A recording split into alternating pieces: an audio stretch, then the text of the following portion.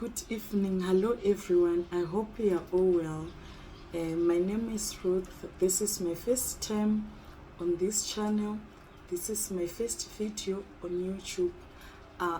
I'm here as a stroke survivor, so I'm here to tell my story. I'm here to share my story with you. Maybe one of you might be motivated, or one of the days you might have some help after hearing this story. So it was on a Monday, early in the morning. I don't stay in my country, so I wanted that very same day I wanted to go to my country. I had found a stand to buy, so that's why I had to go. But unfortunately, I didn't manage to go because early morning at 5 a.m. dot, that's when this attack happened. After I've just prepared for my child, my boy child who's been going to school, I decided to run water in the tub. So after then, I thought again I had to make a phone call to someone I wanted to come and look after the kids.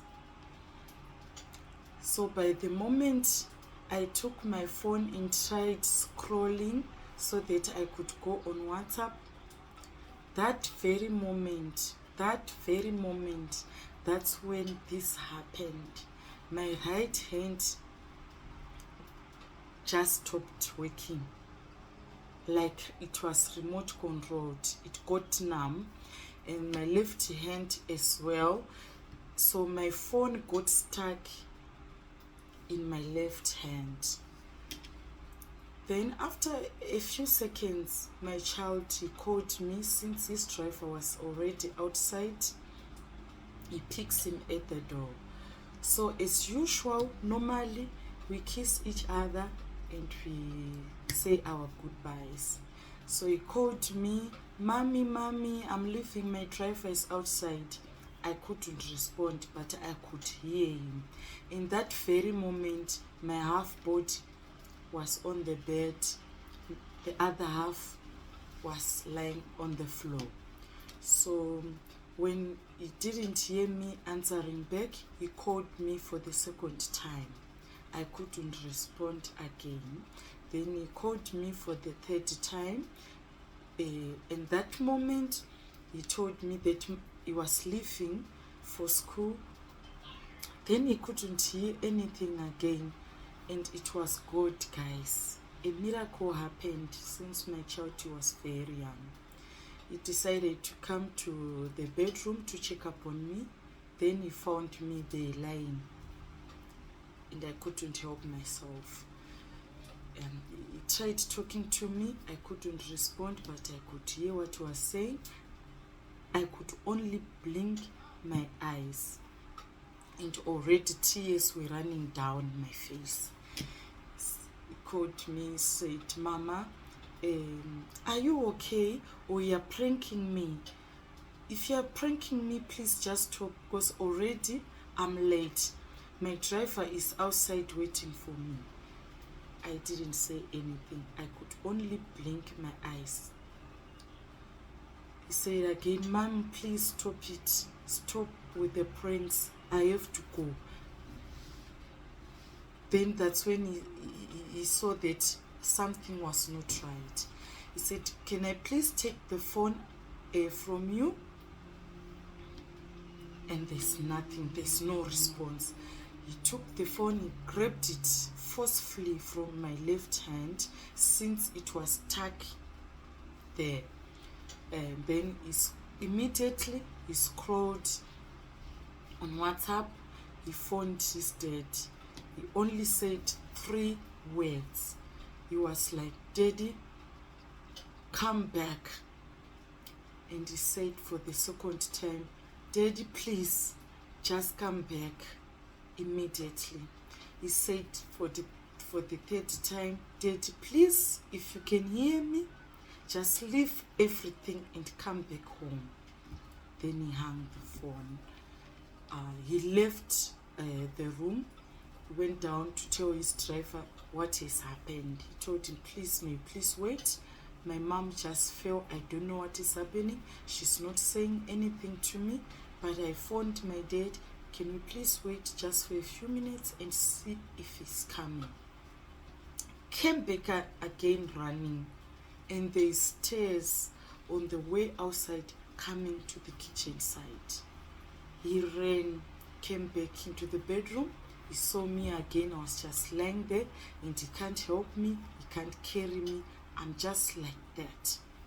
He took the phone again. He was so worried, and it was God's ways. God really worked through my son. He phoned again to his dad, told him, Daddy, please, where are you? Are you already on your way? Just come back home. And I have to go to school as well. Already I'm late. His dad told him that he was on the way coming, and was asking him what has happened. He didn't say anything, just said, just come home. I'm going, I'll see you when I come back from school.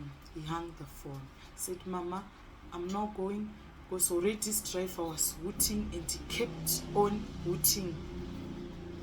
Kissed me on the cheek, said, I'm leaving. I hope when I come back, you'll be fine. He left, but you could see his face that he was totally worried. He wished he couldn't go to school. He left. Just after a few minutes, my husband got home. Luckily, his workplace is not far away from our place. I think it's 5 to 15 minutes drive, depending with the traffic. He got home. He found me lying there, helplessly. Called me, baby, what is happening? What's wrong? Why are you like this? You could see his face that he was scared with what he was seeing in his eyes. Came to me, grabbed me, placed me on the bed. Then he was talking to me. I couldn't respond. He was slapping my cheeks slightly, and I couldn't respond, and asked me, can you hear what I'm saying? I blinked my eyes, said, okay, if I say anything and you can hear me, keep on blinking your eyes. In that moment, I felt like sleeping. He was now forcing me not to sleep. He kept on slightly slapping my cheeks. He was holding my hands up, and they would just fall down, would hold them again up, and they would fall again down. Then that moment he realized that it was trouble. He was so scared, and I could hear his voice that he wanted to cry, he wanted to scream. And that moment he was talking to his workmates, telling them about what he has found at home. And one of his closest friends, a lady, they work together, she eventually came. Her daughter as well followed, and they had phoned the ambulance already. As soon as they got home, they all could see that things were not right. Things were bad. The ambulance came just after 15 minutes, and the doctors, there were doctors who came as well. They came separately, 2 of them. They came inside the house. When they checked me, they could feel that my body was so cold. It was so cold, but my heart was beating slowly, faintly. They were so scared. At that moment, they started arguing, and I could hear everything. And they were deciding for which hospital to take me. At the same time, they didn't want me to be taken to a government hospital, to a private hospital. I mean, they were scared that it was going to be too expensive for my husband. So they were trying to convince him to send me to a government hospital, but he kept on refusing. He was saying, no, let's go to a private hospital. I'll do my best for her to survive and get help. So after about 20 minutes of arguments, they left the house, they carried me out, got me to the ambulance. So as they were going, they were still arguing, saying that I should be sent to another hospital, which they were suggesting. But then the driver, he went to a closest private hospital to my place. So I got help in less than 3 hours. And the doctors there, they were saying if I could arrive there after an hour, it was not going to be well for me because things were bad. So what is a mild stroke actually? Because that's the one I had. What is mild stroke?